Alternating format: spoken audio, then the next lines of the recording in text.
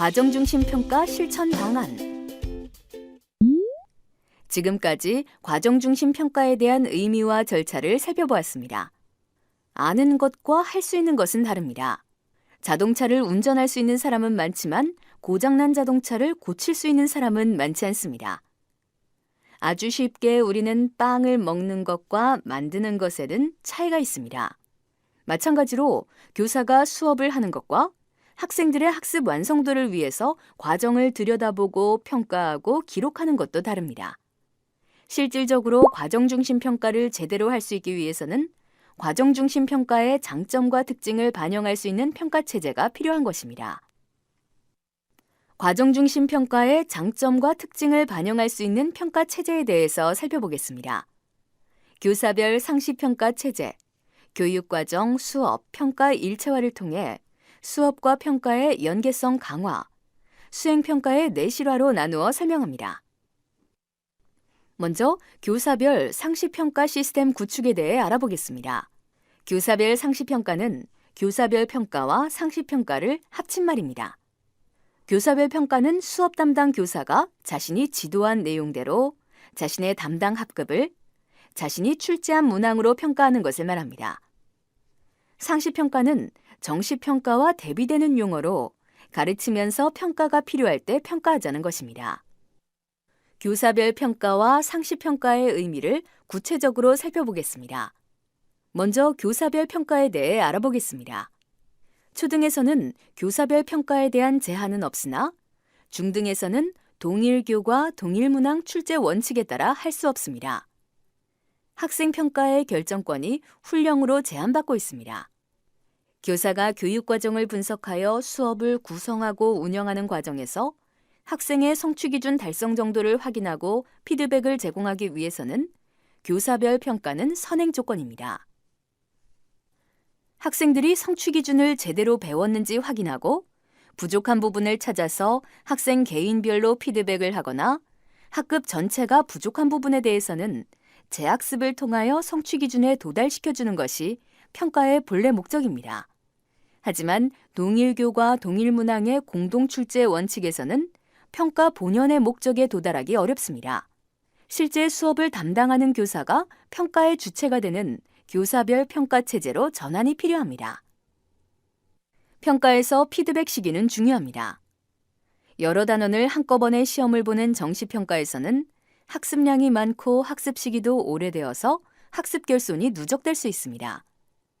하지만 상시평가는 한 단원의 학습이 종료된 후 성취기준 달성 정도를 바로 확인할 수 있어 학생의 평가 기준에 따른 즉각적인 피드백을 제공하기에 수월합니다. 선생님들께 몇 가지 질문을 드립니다. 질문 1. 평가는 학생들의 성적을 산출하는 것이고 평가의 결과는 전적으로 학생들의 책임일까요? 질문 2. 고민해야 할 영역이 평가가 아닌 교육과정과 수업에만 집중되지 않았나요? 교육과정과 수업이 평가와 연계되어야 합니다. 교사별 상시평가는 적기에 평가하고 적기에 피드백할 수 있어 학생의 학습과 성장에 도움을 줄 수 있습니다. 과정중심 평가의 방향성을 담을 수 있는 대표적인 방법이 수행평가입니다. 수행평가 본연의 목적에 맞게 학생의 수행 과정을 확인하고 학생에게 피드백하여 보다 나은 산출물을 만들 수 있도록 운영한다면 과정중심 평가의 본래 취지를 최대한 발휘할 수 있습니다. 수행평가의 개념과 수행평가의 방향 및 수행평가에 대한 오해를 살펴보겠습니다. 수행평가는 교과 담당 교사가 학습자들의 학습과제 수행 과정 및 결과를 직접 관찰하고 그 관찰 결과를 전문적으로 판단하는 평가 방법이다라고 기술하고 있습니다. 이때 학습과제는 학습자들에게 성취되기를 기대하는 교육과정상 각 교과 교육 목표와 관련되는 것으로 실제 생활에서 보다 의미 있고 중요하고 유용한 과제를 의미한다고 명시되었습니다. 수행은 학생이 단순히 답을 선택하는 것이 아니라 학생 스스로 답을 구성하는 것, 산출물이나 작품을 만들어내는 것, 태도나 가치관을 행동으로 드러내는 것 등을 모두 포함하는 의미라고 설명합니다.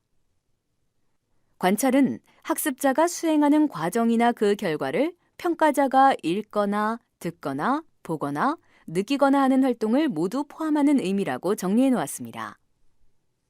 그 밖에도 수행평가는 과제형 평가를 지향하고 다양한 학교 교육 활동 내에서 평가가 이루어지도록 하고 교과 수업 시간 중에 실시하는 것을 원칙으로 한다고 기술되어 있습니다. 수행평가의 개념으로부터 방향성을 유추할 수 있는데요.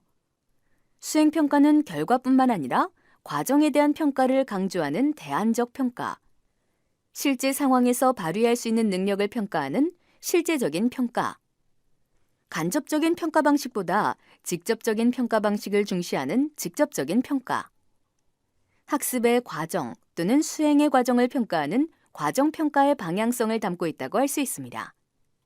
또한 교과 교육 목표와의 관련성을 근거로 내용 타당성도 수행평가의 방향 중 하나입니다.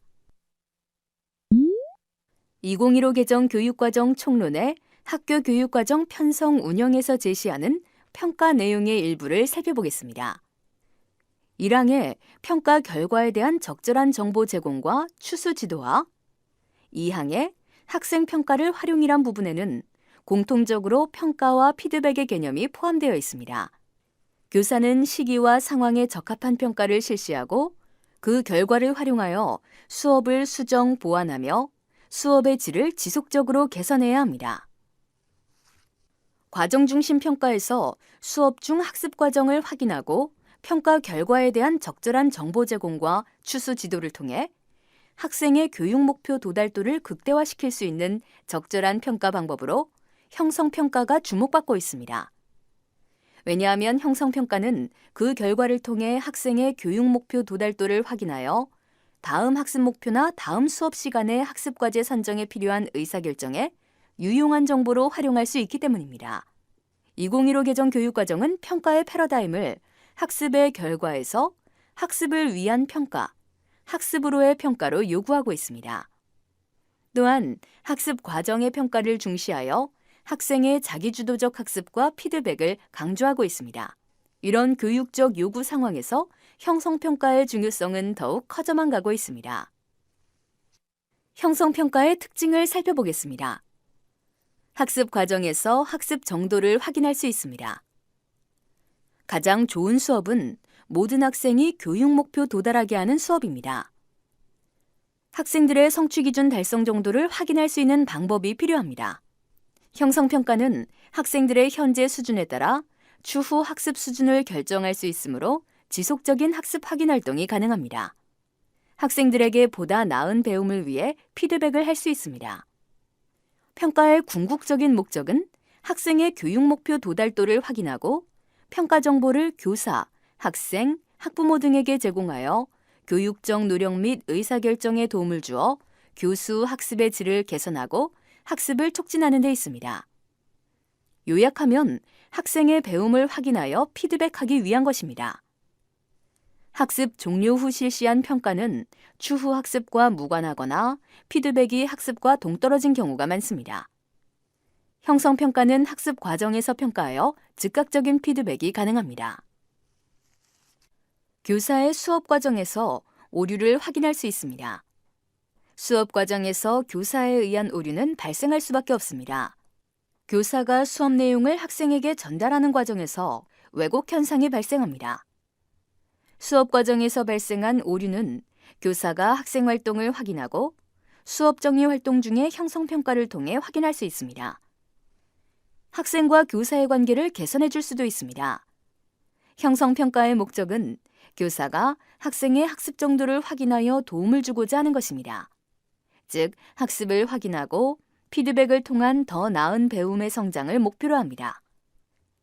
따라서 교사는 학생의 상황을 이해하고 효과적인 학습을 위해 피드백해주며 학생은 교사의 이런 배려를 통해 학습력이 향상되어 성취 동기를 맛볼 수 있습니다. 교사는 어떤 사람인가요?